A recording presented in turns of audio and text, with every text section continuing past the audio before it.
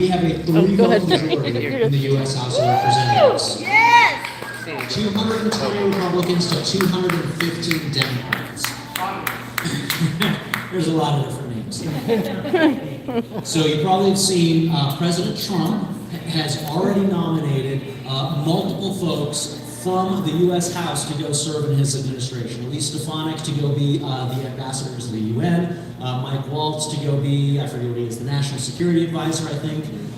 Trump would not be able to make those nominations if we did not have that three-vote majority in the U.S. House. So not only was this seat critically important to getting a little bit of balance back in Colorado, and make no mistake, we have a long way to go. But we finally have, for the first time in a long time, a 4-4 delegation in Colorado.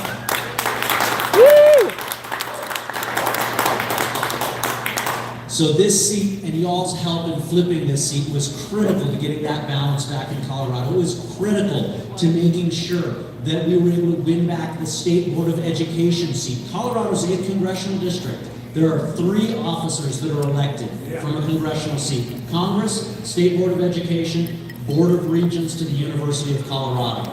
All 3 of those offices are now back in Republican hands at the end of this election cycle. Wouldn't have happened without all of y'all's help coming out, knocking on doors, volunteering, doing all of the different things that you did. So just from the bottom of my heart, thank you so much for all of the work that you put into it. I want to recognize, and if I miss somebody, then feel free to shout it out, but want to recognize some of the other candidates. Our illustrious vice chair, who ran a solid race. He was in the victory office.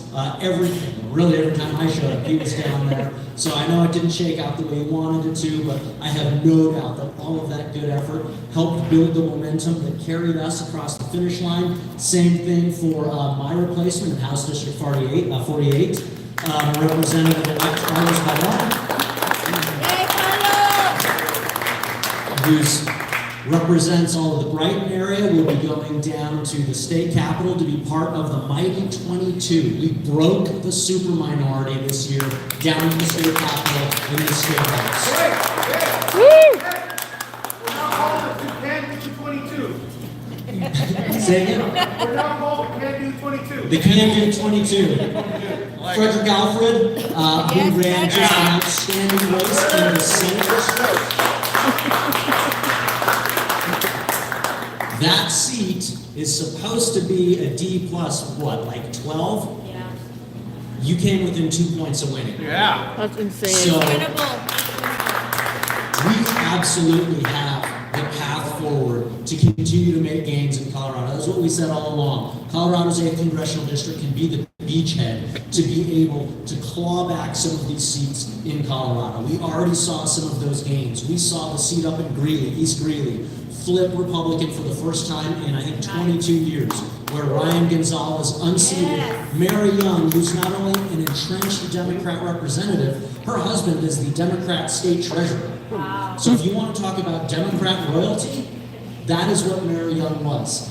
2 years ago on election night, Jared Polis, Dave Young, all of the state-level Democrat officials, you know what they were? They were in Greeley, Colorado, because they were that worried about that seat. We ripped it away from them this election cycle.